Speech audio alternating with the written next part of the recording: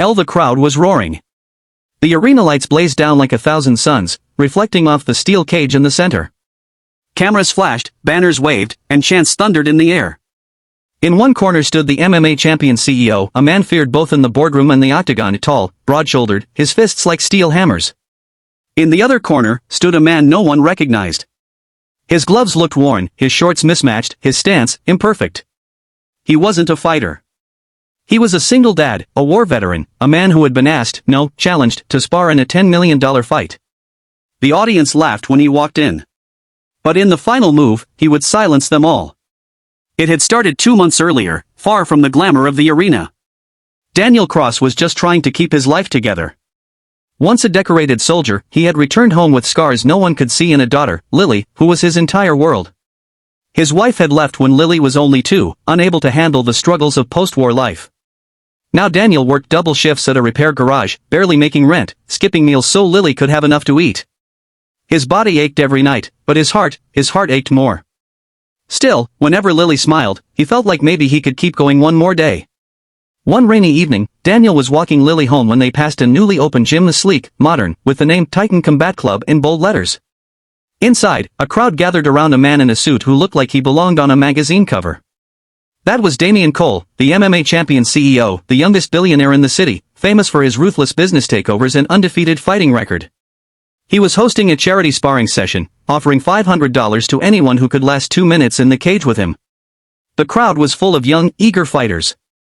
Daniel was just going to keep walking, but Lily tugged his hand and whispered, "Daddy, you can do that." At first, he laughed it off. "Sweetheart, I'm not a fighter anymore." But the truth was, they didn't have enough money for rent that month. And $500 could mean a roof over their heads. He stepped into the gym, signed the waiver, and waited his turn.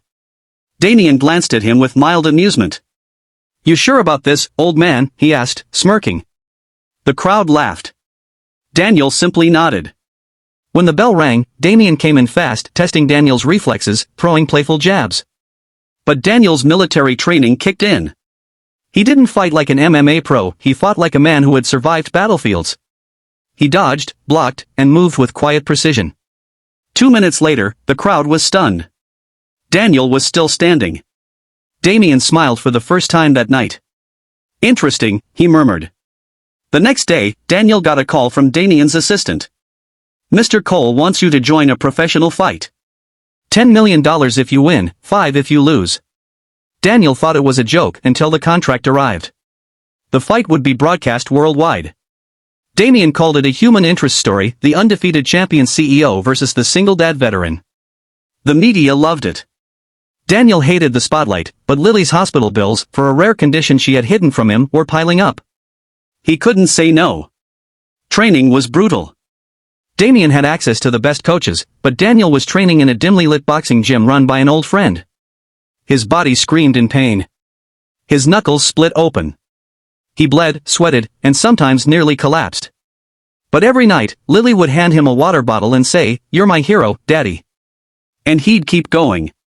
The night of the fight arrived. The arena was packed, cameras broadcasting every second. Commentators predicted an easy win for Damian. "It'll be over in 1 round," one of them laughed. When the bell rang, Damian came in hard, faster than Daniel had ever faced. Every punch felt like a truck. The first round left him dazed, his vision blurred. But between rounds, he heard Lily's voice in the crowd, "Daddy, don't give up."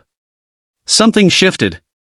Daniel remembered the battles he had fought, the brothers he had lost, the promises he had made to never stop fighting when someone depended on him. Round after round, he refused to fall. Damian's smirk turned into focus.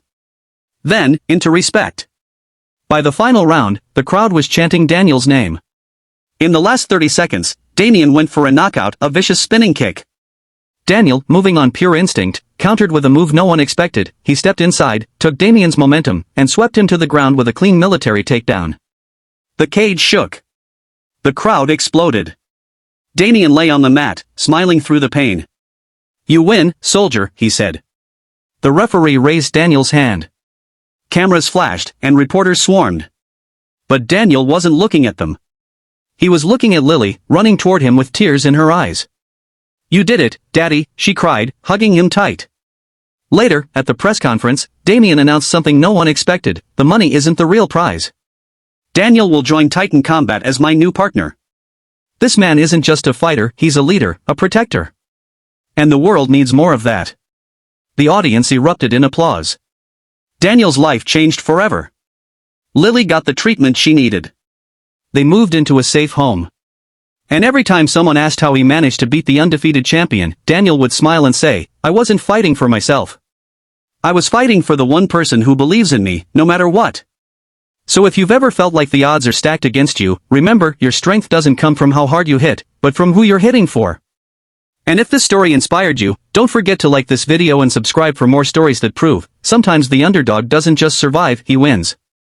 In the days following the fight, Daniel's life felt like it had been flipped upside down. Just a week ago, no one knew his name, now strangers stopped him in the street to shake his hand, calling him the man who humbled the champion. He hated the attention,